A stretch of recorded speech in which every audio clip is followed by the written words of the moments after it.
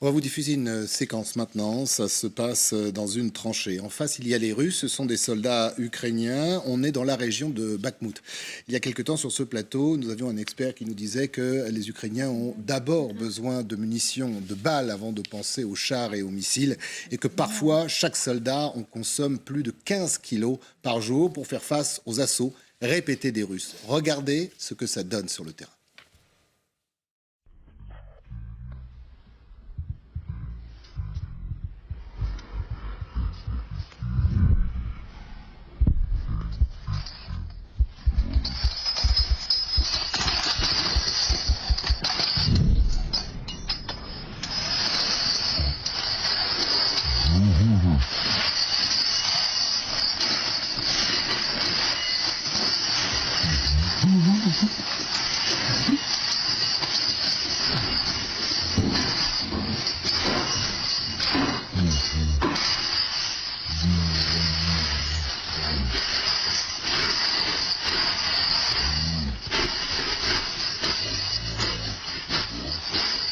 C'est ça aussi la réalité.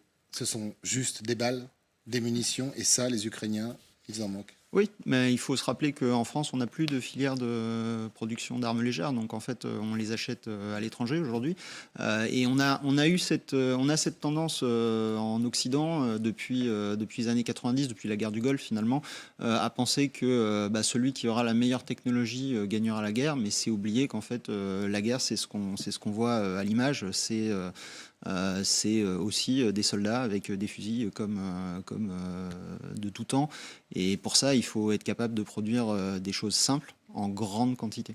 Vous avez vu la profondeur, ce soldat avec ses pieds qui montrent les centimètres et centimètres de Et les Ukrainiens compensent par l'armement leur nombre inférieur. Il ne faut pas le négliger. Et donc, du coup, ils en font un usage assez bon, finalement, parce que même s'ils encaissent énormément de pertes, ils arrivent à gérer quand même leur présence sur le terrain face à un nombre beaucoup plus important de Russes en face. Alors, on va revenir justement sur ce besoin de munitions des Ukrainiens. Nivine Potros, merci de nous avoir rejoints. On a vu cette alerte lancée par Jens Stoltenberg, le secrétaire général de l'OTAN hier. Alerte qui doit être évidemment au centre des discussions aujourd'hui de cette nouvelle réunion à Bruxelles du sommet Rammstein. Que sait-on précisément, Nivine, sur le rythme d'utilisation ukrainien de ces munitions ? Alors, impossible d'avoir un chiffre exact puisque Kiev refuse de communiquer précisément sur ce sujet. Mais d'après le Pentagone, les Ukrainiens tireraient entre 5 000 à 7 000 obus par jour.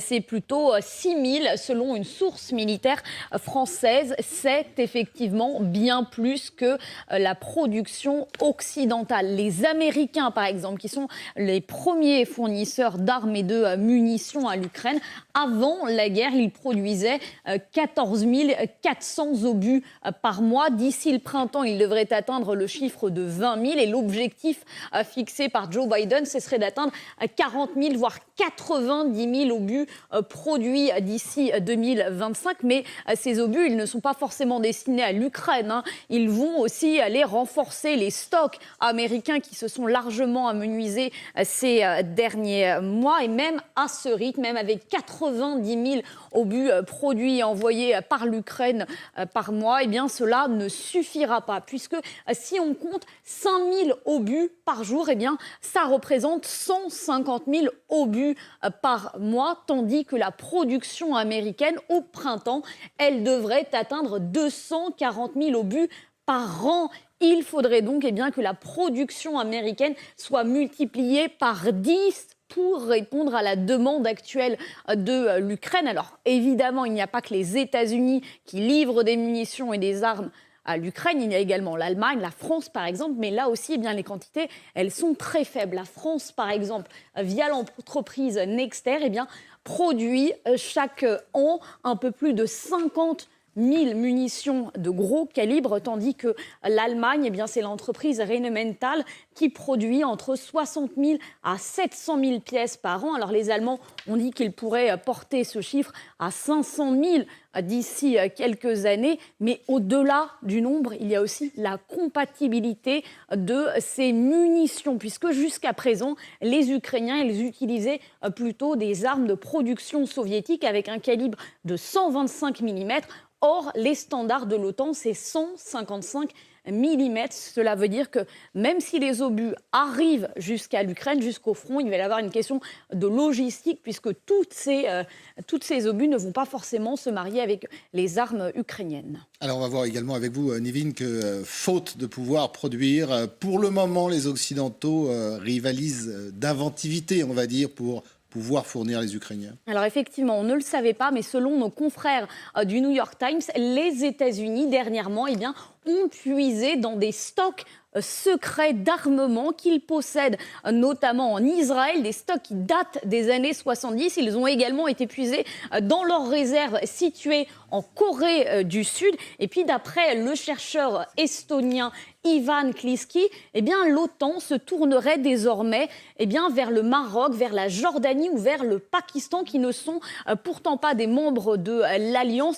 Ils se tourneraient vers ces pays, évidemment, pour se fournir en munitions. Et puis, même la France et l'Australie, qui étaient pourtant fâchées depuis la crise des sous-marins, ont décidé dernièrement de produire ensemble des munitions pour l'Ukraine. Preuve de l'inventivité, effectivement, des Occidentaux pour répondre à ce casse-tête chinois.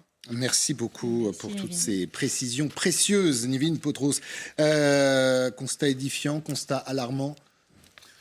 Oui, constat à la fois édifiant et alarmant. Bon, alors moi je rappelle quand même que du côté russe, les choses sont peut-être pas si évidentes que ça. C'est vrai qu'ils sont en économie de guerre et qu'ils ont des capacités de production qu'ils ont pour le coup à la fois préservées et puis reconstituées dans les années 90 et juste avant l'offensive. L'économie russe a été mise en ordre de bataille. D'ailleurs, il faut le reconnaître, elle a été plutôt bien gérée. C'est pour ça aussi qu'elle a un peu résisté aux sanctions. Mais ils ont quand même aussi des difficultés. On se souvient qu'ils achètent des drones à l'Iran et qu'ils ont demandé à la Corée du Nord aussi des munitions. Donc je pense que de leur côté aussi, la consommation journalière est un problème. Maintenant, il est évident que quand on regarde ces sites des munitions, on voit bien que l'effort en Ukraine, ça va prendre des mois, des années. Donc en fait, c'est aussi une guerre qui a une vertu, je dirais, presque éducatrice pour nous. C'est-à-dire, elle nous remet finalement devant les yeux la réalité des relations internationales, la réalité des États qui, je vous le rappelle sur le plan historique, ils ont été constitués comment ? L'impôt, c'était pour faire la guerre. Donc finalement, la fonction régalienne de l'État, on revient à des fondamentaux. Alors après, une fois qu'on a dit ça, c'est vrai que cette éducation, elle va être un peu compliquée. Je donne juste un chiffre. La Russie aujourd'hui, juste avant la guerre, son budget de la défense, c'était 4% du PIB. Nous, vous savez qu'on essaie péniblement de revenir à 2% du PIB. Si on voulait avoir le même effort que la Russie, nous Français, ça voudrait dire en gros qu'il faut qu'on mobilise 30 milliards d'euros en plus. 30 milliards d'euros, c'est ce qu'on donne chaque année à notre système de retraite pour l'équilibrer. Donc, vous voyez le transfert gigantesque de sommes du secteur social vers le secteur de défense où il ne va pas y avoir d'effet immédiat. C'est pour produire des munitions. Et ça, nos démocraties aujourd'hui ne sont pas prêtes à le faire. C'est le distinguo que vous faisiez à juste titre entre la Russie, on ne va pas parler de démocratie, et nous, nos pays, avec des opinions publiques.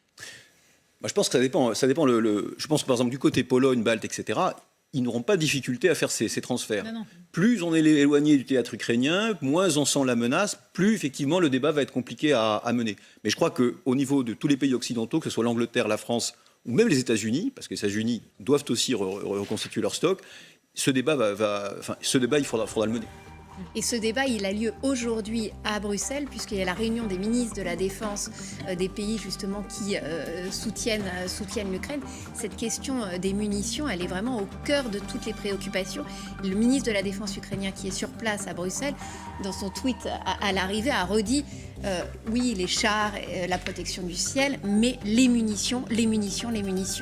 Allez, restez bien avec nous dans un instant. On reviendra sur un véritable cataclysme pour les Russes. La débâcle de Vuhledar et surtout celle de la 155e brigade d'infanterie de marine russe qui a perdu plus d'une centaine de blindés. Un nombre considérable de soldats tués, le tout filmé par des drones ukrainiens.